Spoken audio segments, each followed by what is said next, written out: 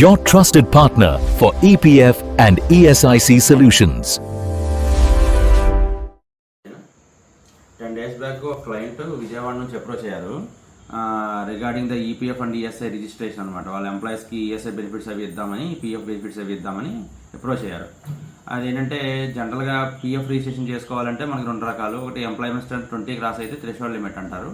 అది కనుక క్రాస్ అయితే ఖచ్చితంగా స్టాండర్డ్ ప్రకారం స్టాట్యూటరీగా మనం పీఎఫ్ రిజిస్ట్రేషన్ చేసుకోవాలి.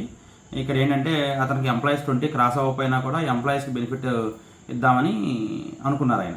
సో దానికి సంబంధించినటువంటి పీఎఫ్ బెనిఫిట్స్ ఏంటి, తర్వాత పెన్షన్ స్కీమ్ సంబంధించిన బెనిఫిట్స్ ఏంటి, అలాగే అడ్వాన్స్ క్లెయిమ్స్ సంబంధించినటువంటి ఎంప్లాయీస్కి వచ్చే డబ్బులు విధానం ఎలాగా, తర్వాత ఇన్సూరెన్స్ చనిపోతే ఎంప్లాయీ చనిపోతే వచ్చే ఇన్సూరెన్స్, పెన్షనరీ బెనిఫిట్స్, స్పౌస్కి పిల్లలకి వచ్చే బెనిఫిట్స్ అన్నీ విన్న తర్వాత ఆయన హీ డిసైడెడ్ అనమాట పీఎఫ్ అండ్ ఈఎస్ఐ రిజిస్ట్రేషన్ చేసుకుని ఎంప్లాయీస్కి ఆ బెనిఫిట్స్ అవి ఇద్దామని డిసైడ్ చేసుకున్నారు 10 days బ్యాక్.